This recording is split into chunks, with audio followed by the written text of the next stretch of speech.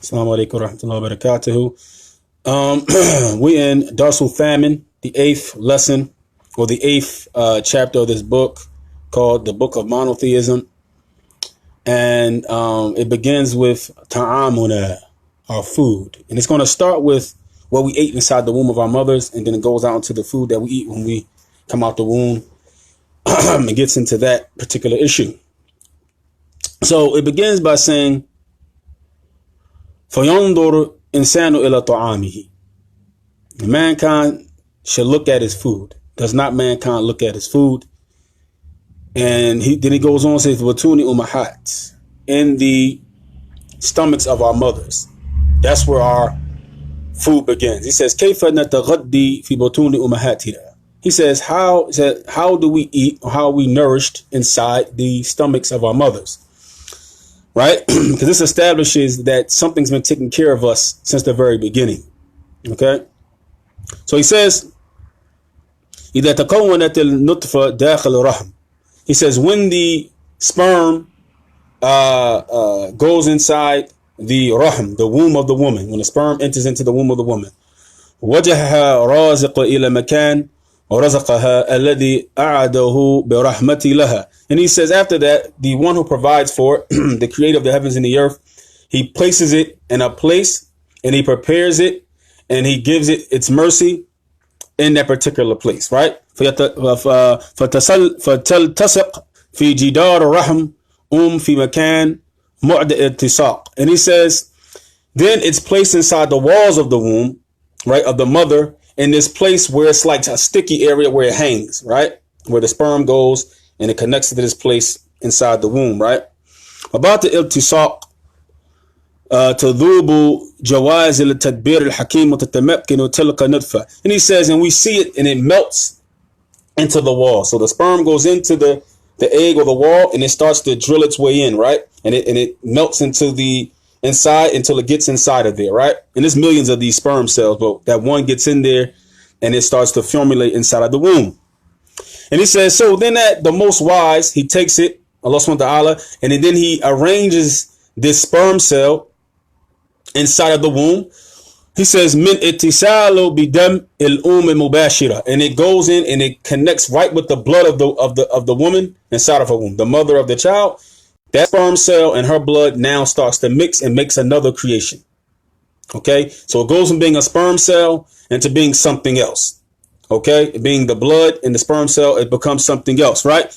فَتَتَغَدِّي مِنْ غَدَى الْأُمِّ. And then from that point, everything the woman takes in and nourishes herself with, it goes into this new creation to feed it, to nourish it, right? So it becomes another creation.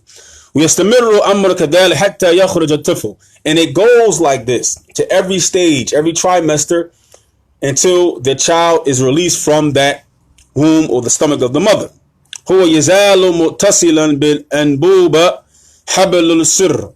And he says, and then when the baby comes out, it comes out connected to a cord.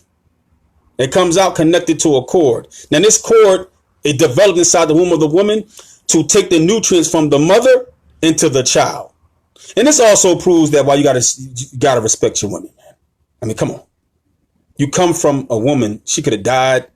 She could have not got an abortion. Could have killed you. Anything.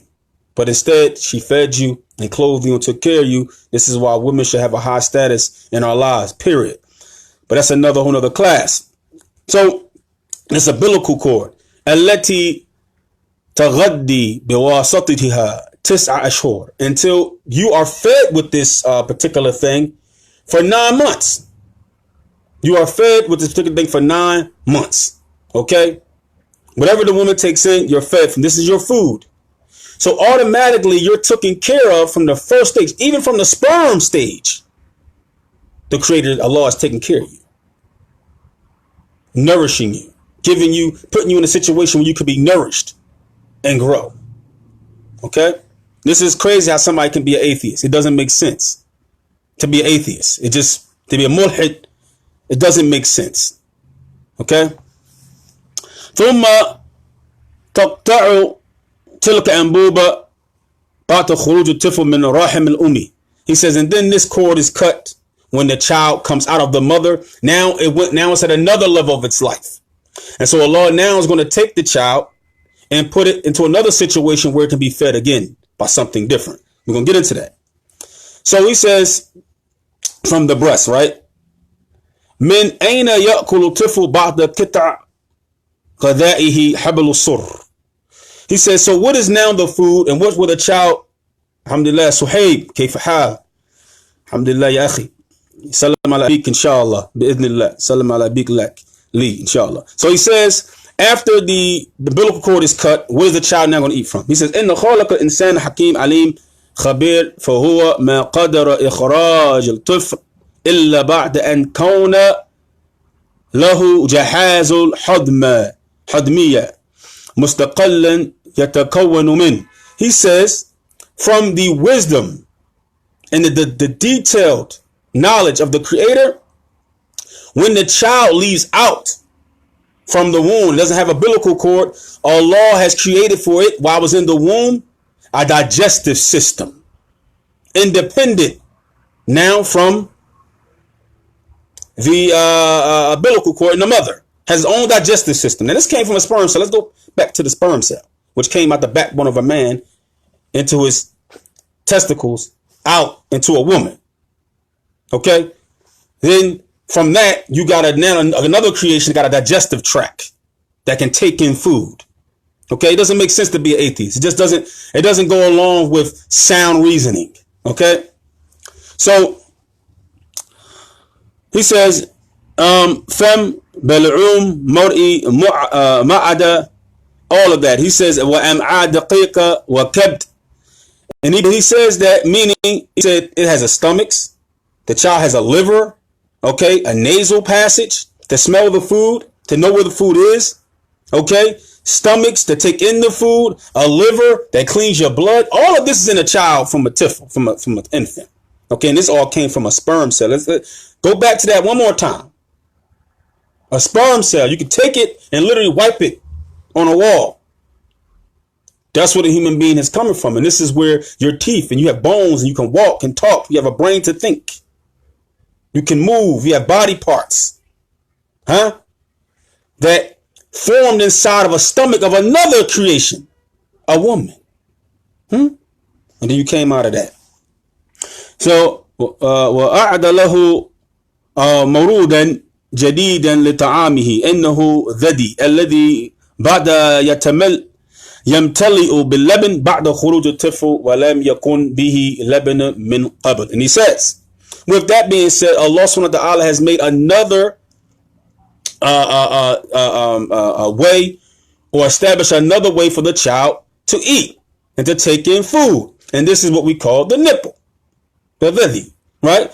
The vadi, right? This nipple has in it milk. It fills up with milk on its own. Literally, and the child already knows when it comes out to jump on that nipple. Instinctively. Right? So, and it didn't have milk in it before. Women know when you ain't pregnant, you got no milk. All of a sudden now you pregnant, get close to the end of that pregnancy, that thing start filling up. Somebody done pour some milk in there. And so now the body instinctively puts milk in it for the coming child. The child comes out, automatically know to go ahead and jump on the nipple. So Allah has made now, it ain't the umbilical cord, it's the nipple that's feeding you. See how you went through stages of weakness? You went through from a sperm cell into the liquid of a woman, into the womb of a woman. You was fed with her blood. You ate her. That's why she don't have a menses during the pregnancy, because you eating that. But you come out arrogant. She's feeding you. You only can survive with the umbilical cord. Now you come out the umbilical cord, and guess what? You still gotta breastfeed. You still gotta take your nourishment from a woman. We the same one to disrespect a woman. We the same one to talk bad about them. But your whole entire existence, a woman has been taking care of you. Subhanallah. So then he goes on and he says, وهل يكفي لبن واحدة للغداء؟ نعم. فلا يخلو لبن من أي مادة غذائية. He says, is the milk sufficient for the child at this time? Naam, yes. Because lebanon has in it every single nourishment that a human body needs to develop into the next stage of his humanity. Nashwiya or dahniya. Right? It said it has in it starch, fats, and salts. Amlah. Vitamins. It has everything the human body needs to go from the infant stage to the toddler stage. And then in the toddler stage, it goes to another stage into the older child stage, now eating hard food. Because now the body has went through the beginning stages of life, and now it needs the other type of nourishment. Okay? So, لطيف تدبير أن اللبن يتناسب مع معدة الطفل تناسبا دقيقا فيزداد تعقيدا كلما ازدادت معدة قوة القدرة على الهضم الطعام. He says, check this out. He said, now from the wisdom we see, something had to create this. He said, the lebanon, the milk, is suitable for the stomach. The stomach is set up to accept the stomach, to accept the milk, right? He said, but every time, as time goes on and the person keeps drinking the milk, the stomach becomes more complex. And as the stomach becomes more complex, the digestive tract becomes more complex. And it only takes 2 years to do this. This is why a child breastfeeds for 2 years. Because after 2 years of drinking the milk of the mother, the stomach now is ready and more complex, and it needs heavier foods because the body has grew to the point where it needs to take in more of the nutrients that the milk at this point is not suitable to give. Now you're going to tell me there's no creator? Something didn't do this? Come on now. You know, a computer is complex, but somebody made that. But the human body, nobody made it? It just appeared? The human body is more complex than a computer, a spaceship. Nobody created that, but somebody created a computer. Come on, y'all. This stuff don't make sense. Right? So that is the human being. So we took you through small steps of human evolution, if you can say that word, right? Well, you can sit down. So min al-ark, now that we're grown, the milk stage is over. Now what we going to eat? All right, we was in the umbilical cord, came out as children, drank that milk. Now we at the hard food stage. So where we going to get that food from? Allah didn't leave us stranded. Min al-ard. Min ayna ya'kul ba'da an yanqata'a laban al-um. So where do we eat after the stoppage of the milk from the mother? Right? In khaliq al-insan حكيم الخبير إن خالق الإنسان حكيم الخبير. فبعد فترة اللبن تأتي فترة الأخرى هي تغذي على ما أودع الله في هذه الأرض من حبوب وثمار واللحوم. So he says that after the lebanon, Allah subhanahu wa ta'ala has took us to another level of nutrients, another level of our life, another level of our creation. And that now what Allah has placed inside of the earth from seeds, fruits, vegetables, is now what we have to eat in the meat of the earth. In the meat of the earth. You see the stages? Y'all see it? وقد خلق الله هذه مصادر غذائية على الأرض بما يكفي حاجة الناس. And Allah subhanahu wa ta'ala has created these sources of nutrients in the earth, that is suitable and sufficient for our lives. Let's call it. قال تعالى وقدر فيها أقواتها في الأربعة أيام سواء للسائلين. And Allah said He has made the sustenance. He has measured the sustenance of the earth in 4 days for those who ask.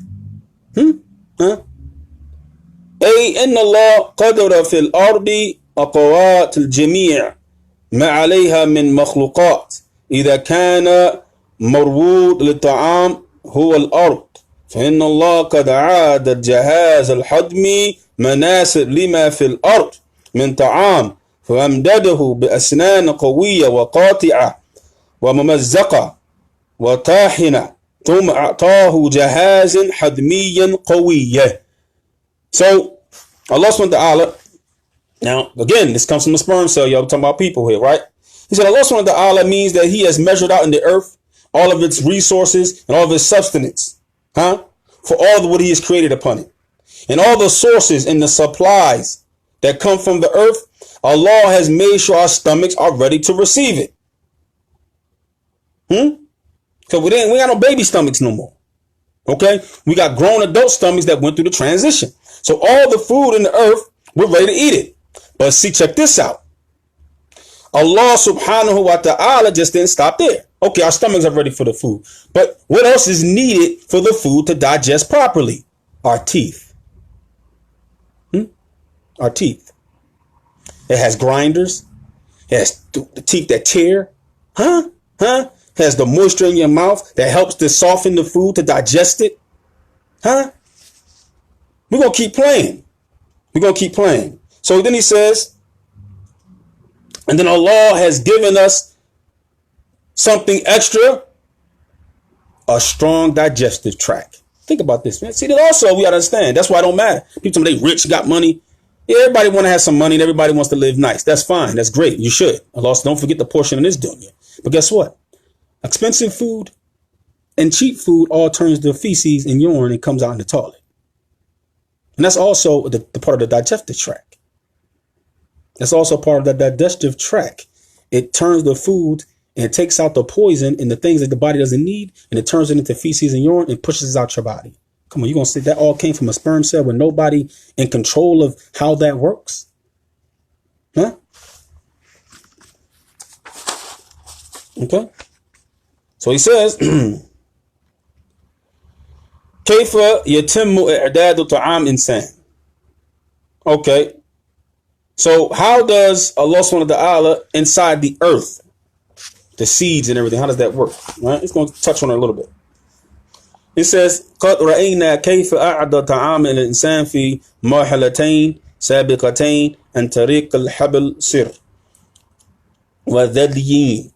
And he says that we have seen how the food of the human being is prepared in two stages so far.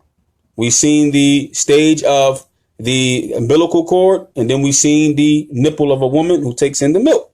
أما الآن في إعداد الطعام يتم بصورة الإشعال تساهم في إعداده كثير من المخلوقات.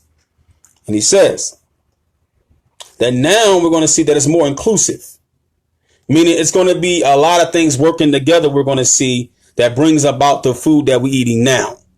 Not the same as when it was just the umbilical cord feeding us or the nipple of the woman feeding us. Now we're going to see that other creations will work together in unison to give us what we need from the earth. Check it out. Now we have the turba. أما التربة فقد أعدها خالقها إعدادا دقيقا. The dirt, the soil. Because if the soil not right, then what? The soil. Allah has prepared it. يجعلها صالحة لنمو بنات ورقبها بحيث يسهل انتقال ما فيها من مواد إلى نباتات وتشارك ملايين ببكتيريا وهي كائنات حية صغيرة لا ترى في إعداد التربة. So he says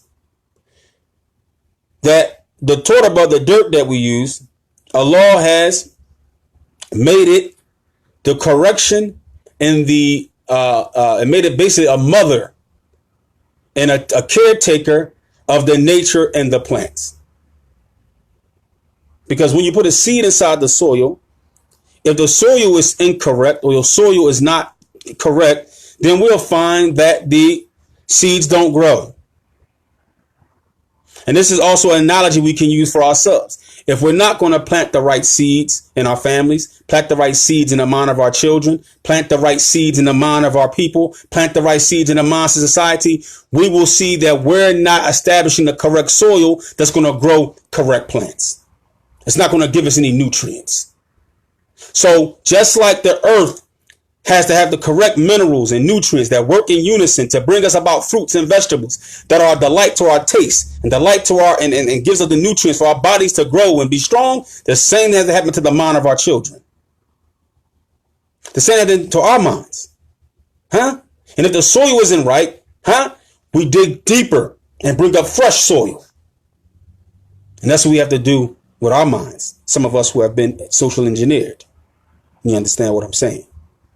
So, and he says, so we see in it, because the dirt makes it easier for what? For the minerals to get to the plants. Because the minerals are in the dirt. So when you put the seed in there, it's surrounded by all the minerals that go into the seed to bring about the sprouting from that plant to grow.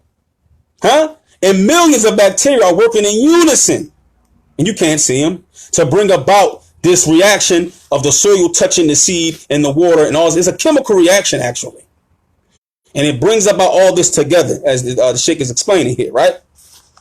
So he says, Allah says, to bring a point to that, he says, Wal arda madadnaha.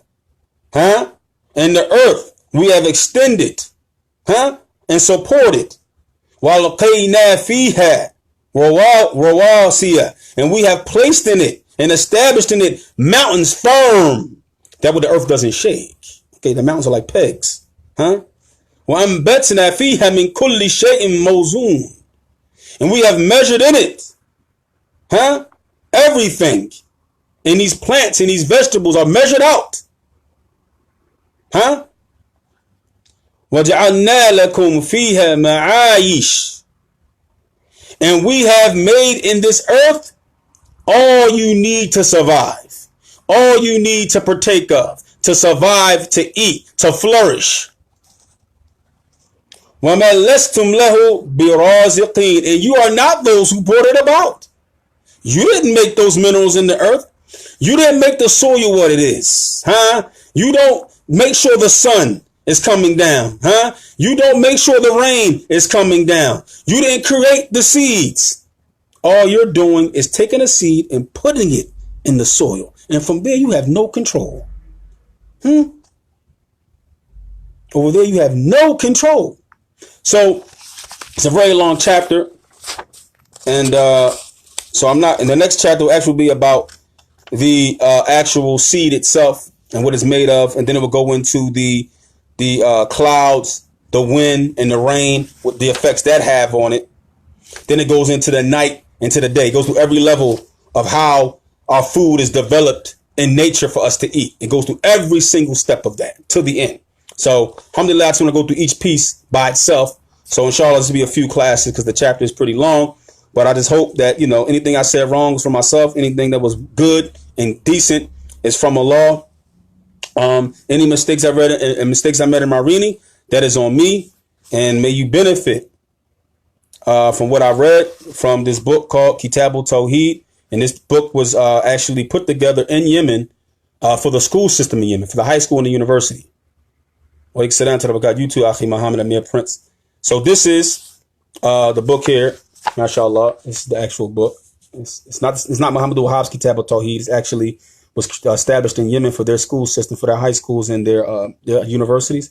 So I was able to get a copy of it. And that's what I've been reading in my Monotheism series. So may Allah bless you all and continue to keep you all strong.